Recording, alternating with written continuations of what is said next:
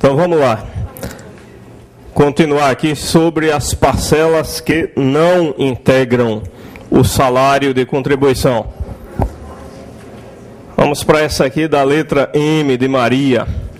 Os valores correspondentes a transporte, alimentação e habitação fornecidos pela empresa ao empregado contratado para trabalhar em localidade distante de sua residência, em canteiro de obra ou local que, por força da atividade exija deslocamento ou estada. Bem, esses valores referentes a transporte, alimentação, habitação, em algumas situações, eles podem até ser considerados como salário em forma de utilidades, mas não nesse caso aqui. Porque nesse caso aqui, eles não estão sendo fornecidos pelo trabalho. Nesses casos aqui, eles estão sendo fornecidos para o trabalho. A empresa está fornecendo esses elementos para dar condições que o trabalho seja realizado. O empregado vai trabalhar num local distante de sua residência, em que, em razão da distância, não é possível ele estar voltando diariamente para a sua residência. Como é o exemplo que nós demos aqui na outra aula, do empregado da Petrobras que trabalha numa plataforma em alto mar. Aí a Petrobras fornece tudo isso para ele, né?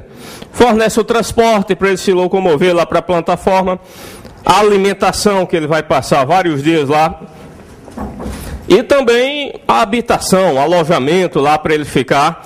Todos esses valores estão sendo fornecidos para o trabalho e não pelo trabalho. Aí, como são para o trabalho, eles não integram o salário de contribuição. Agora vai começar a aparecer algumas rubricas que caem muito na prova. São essas que aparece essa expressão, desde que. Ou seja, elas não integram o salário de contribuição desde que determinada condição seja obedecida. Se essa condição não for obedecida, então elas integram o salário de contribuição. Então, o mais importante aqui é você observar o que é que vem depois do desde que. É até mais importante do que você verificar a própria rubrica. Observem o que é que vem depois do desde que. Qual é a condicionante para que esta parcela não integre? Então, a primeira aí é a importância paga ao empregado a título de complementação do valor do auxílio-doença. Esse valor não integra, desde que este direito seja extensivo à totalidade dos empregados da empresa. Então vamos ver aqui de que é que trata aí. Quando estávamos estudando a parte dos benefícios, nós falamos aqui do auxílio-doença e dissemos que o valor do auxílio-doença corresponde a 91% do salário de benefício. Na maioria das vezes, esse valor é menor do que a remuneração mensal do empregado. Na maioria das vezes. Não significa que tem que ser menor, não.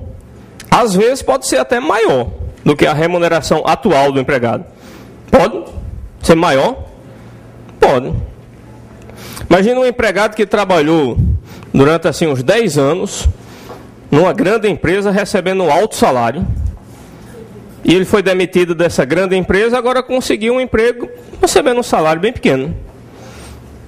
E ficou incapacitado para o trabalho por mais de 15 dias, está recebendo auxílio-doença. Esse aí, com certeza, o valor do auxílio-doença dele vai ser mais alto do que a atual remuneração dele. Porque para o cálculo do auxílio-doença, serão consideradas aquelas remunerações altas que ele recebia naquela outra empresa de onde ele foi demitido, né? e hoje ele ganha um salário bem baixo nessa empresa, vai receber auxílio-doença, com certeza o valor do auxílio-doença dele vai ser maior do que a atual remuneração. Bem, mas aqui é uma situação específica, né? O comum, o normal, são os casos em que o auxílio-doença é menor do que a atual remuneração. Isso é o que acontece na maioria das vezes. Por quê? Por causa disso aqui, ó. O auxílio-doença é só 91% do salário-benefício. Então imaginem que um determinado empregado cuja remuneração mensal seja igual a R$1.000, está em gozo de auxílio-doença e o valor do auxílio-doença que a Previdência está pagando para ele é só R$800. Veja que esses 91% do salário é do salário-benefício, né? Não é da atual remuneração dele, não. É isso? Então, é um empregado que tem uma remuneração mensal de R$1.000, ficou incapacitado para o trabalho por mais de 15 dias consecutivos e está recebendo um auxílio-doença pago pela Previdência no valor de R$800. Durante os 15 primeiros dias de afastamento, a empresa ainda ficou pagando salário para ele, né? A partir do 16º dia de afastamento, a empresa parou de pagar salário e a Previdência passou a pagar auxílio-doença. O que a gente está discutindo aqui, nessa linha N, não é isso aqui, até porque esse valor a empresa não está mais pagando para ele, né? A empresa já parou de pagar. E o que a gente está discutindo aqui também não é o valor do auxílio-doença. E o que é que a gente está discutindo aqui? É a complementação. Que nesse caso aqui, essa complementação seria de R$200. A empresa é obrigada a pagar essa complementação de R$200? Não. Em hipótese nenhuma. Se tiver em acordo. Existe alguma hipótese em que a empresa é obrigada a fazer esse complemento? Existe? Oi? Não. Imagine na prova aparecer uma questão assim. Em hipótese nenhuma, a empresa será obrigada a pagar a complementação do valor do auxílio-doença. Estaria certo isso? Em hipótese nenhuma, a empresa será obrigada. Certo ou errada a questão? Errada. Por quê? Porque existe uma hipótese na qual a empresa é obrigada a fazer aquele complemento. Se por acaso aquele empregado estivesse de licença remunerada. Não interessa saber o porquê que ele está de licença remunerada. Não sei, por algum motivo. Ele tirou uma licença remunerada. E durante essa licença remunerada, ele adoeceu, ficou incapacitado para o trabalho e passou a receber auxílio-doença. Nesse caso, a própria lei 8.213 obriga que a empresa faça esse complemento. Mas é somente nesse caso que a lei obriga. Viram qual é o caso? Quando o empregado está de licença remunerada e passa a receber auxílio-doença. Nesse caso, e somente nesse, a empresa obriga, a lei obriga a empresa a fazer esse complemento. Nos demais casos, não tem lei obrigando a empresa a pagar.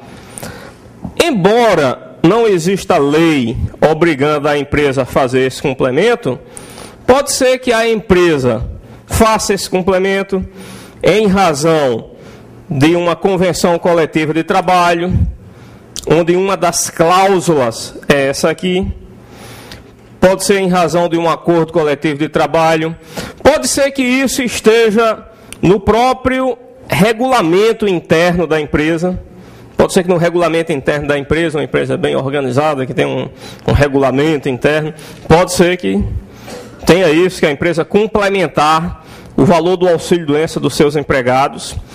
E isso pode estar até numa cláusula do contrato individual de trabalho. Tem empregados que celebram contratos individuais de trabalho por escrito. Não é o comum, né? O contrato individual, o contrato de emprego, normalmente ele se dá com a assinatura da carteira de trabalho, né? Normalmente é assim. Aí quais são os direitos que esse empregado tem? Simplesmente assinou a carteira de trabalho. Aqueles direitos que estão lá na lei trabalhista, que estão na Constituição, que estão na CLT. Mas às vezes o empregado exige outros direitos, além daqueles que a própria lei trabalhista garante. E o empregado diz, se não for assim, eu não quero trabalhar nessa empresa. Para eu trabalhar nessa empresa, eu tenho que, além dessas coisas que a lei já garante, eu quero ter outros direitos.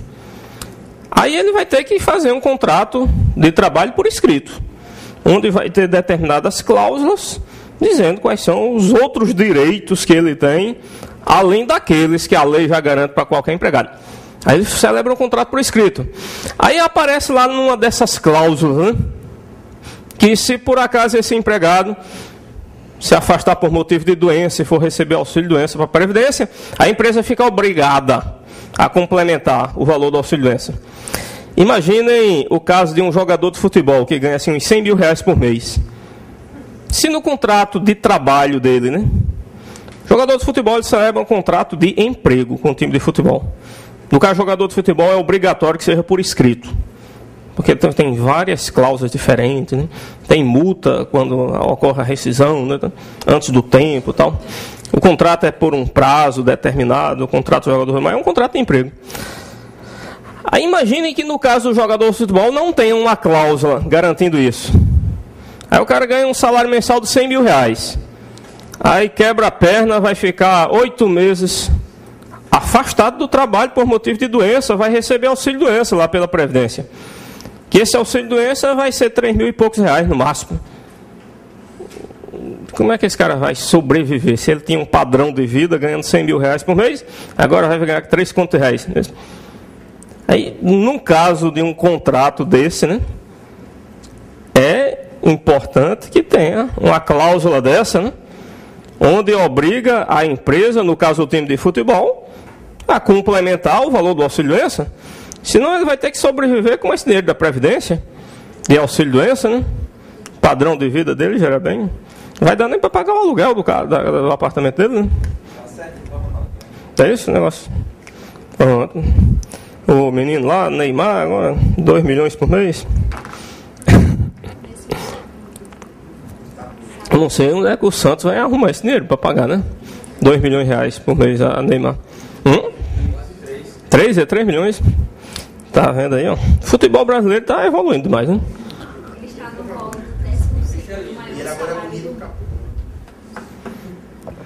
O segundo maior salário de jogador de futebol antes desse contrato de Neymar era o de Conca, lá no time da China. Era 2 milhões de reais por mês, o de Conca. Ele ganhava mais do que Messi. Só quem ganhava mais do que ele era aquele Cristiano Ronaldo. Era o segundo maior salário. Agora o de Neymar aqui no Santos vai ultrapassar todo mundo. Mas de jogador de futebol? 3 milhões. Ah, porque é em real, né? Os outros é em dólar, né? Heitor.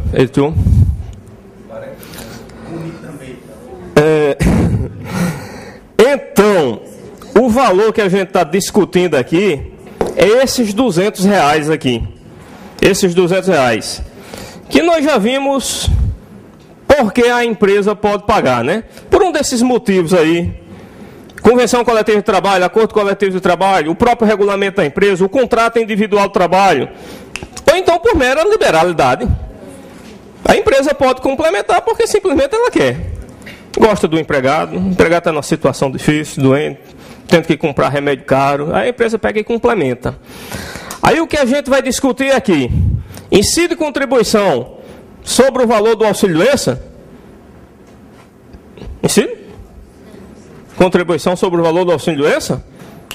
Não, né?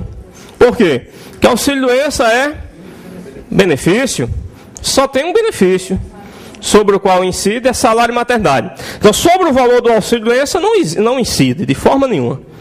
Em nenhuma hipótese incidirá contribuição previdenciária sobre o valor do auxílio-doença. Agora, sobre a complementação do valor do auxílio-doença, incide? Depende, né?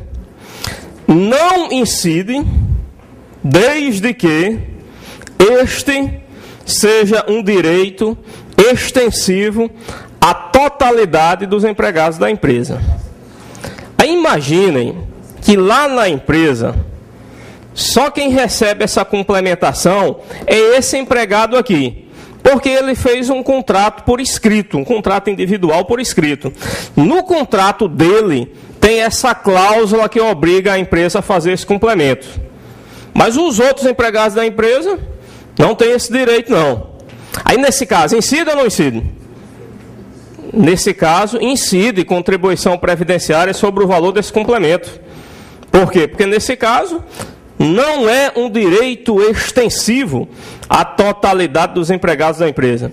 Então, para que não incida contribuição sobre esse complemento, é necessário que este seja um direito extensivo à totalidade dos empregados da empresa. Se for só alguns que têm esse direito, o valor sofrerá a incidência da contribuição. Aí, sobre essa verba aqui, na prova, tem muitas questões que tratam dessa verba aí. Aí, na prova, geralmente eles dizem que a empresa paga para todos os empregados do setor financeiro.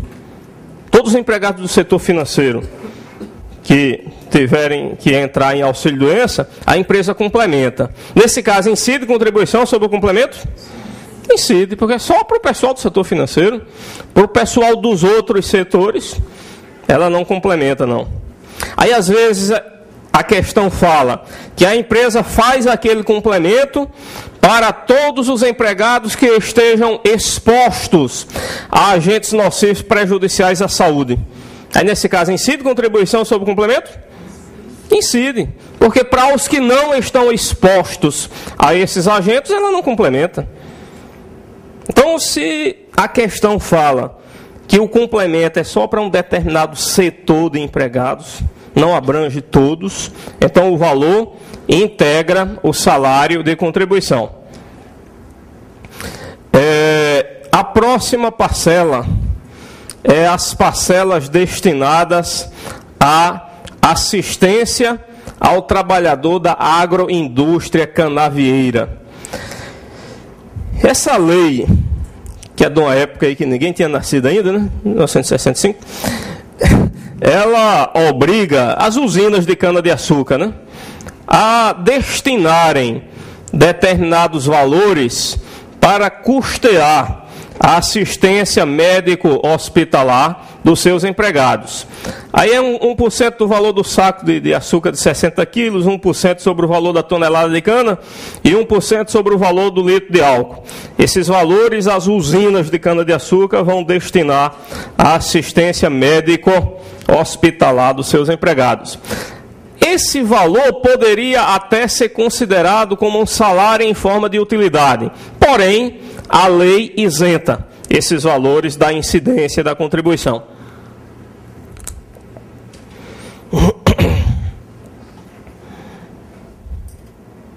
P de pato. O valor das contribuições efetivamente pago pela pessoa jurídica relativa a programa de previdência complementar, aberto ou fechado, desde que disponível a totalidade de seus empregados e dirigentes. Vamos lá, ver o que é isso aí.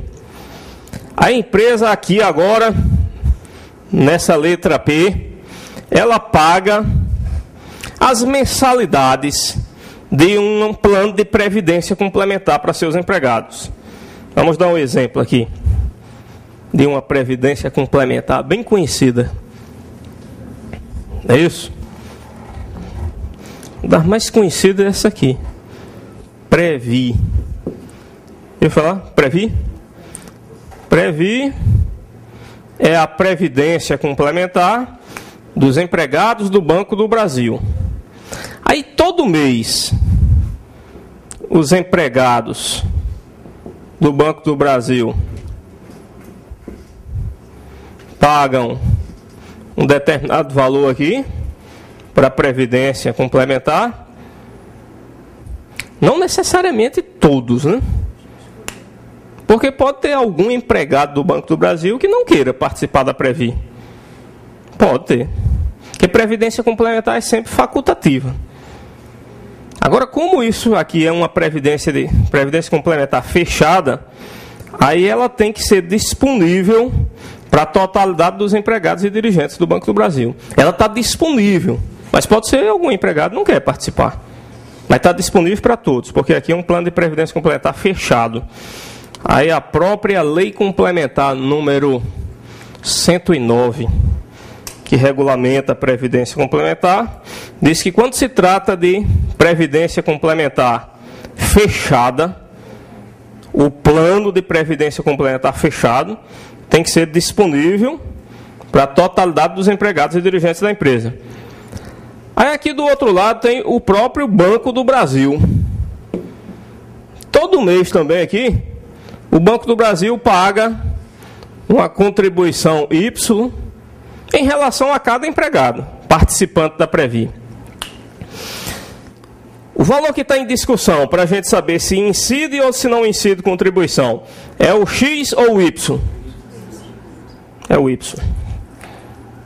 Ou seja, o valor que pode sofrer incidência de contribuição previdenciária é um valor que o empregado recebe. Esse valor X, esses empregados aqui não estão recebendo o valor X, eles estão pagando para a Previ. Então, sobre esse valor X não vai incidir contribuição, porque aqui não é um ganho do empregado. Aqui é uma contribuição que mensalmente esses empregados pagam para esse plano de previdência. Agora, esse valor Y, embora o empregado não receba o dinheiro de imediato, mas ele vai constituir um fundo que no futuro vai ser pago ao empregado, a título de aposentadoria, né? Uma aposentadoria complementar. Então, de certa forma, eu posso dizer que esse valor Y, o empregado está indiretamente recebendo. O dinheiro não está entrando no bolso dele diretamente, mas no futuro, essa previdência complementar chamada Previ vai complementar as aposentadorias dele. Então, eu posso dizer que esse valor os empregados estão recebendo, embora indiretamente. Aí, nesse caso, exatamente nesse exemplo que tem aí no quadro, incide contribuição previdenciária sobre esse valor Y? Não. Nesse caso, não incide. Por quê? Porque como aqui se trata de um plano de previdência complementar fechado, esse plano de previdência complementar está disponível a totalidade dos empregados e dirigentes do Banco do Brasil. Então, não incidirá a contribuição sobre esse valor. Mas se aqui fosse um plano de previdência complementar aberto, de uma outra empresa qualquer, né? Da empresa Alfa,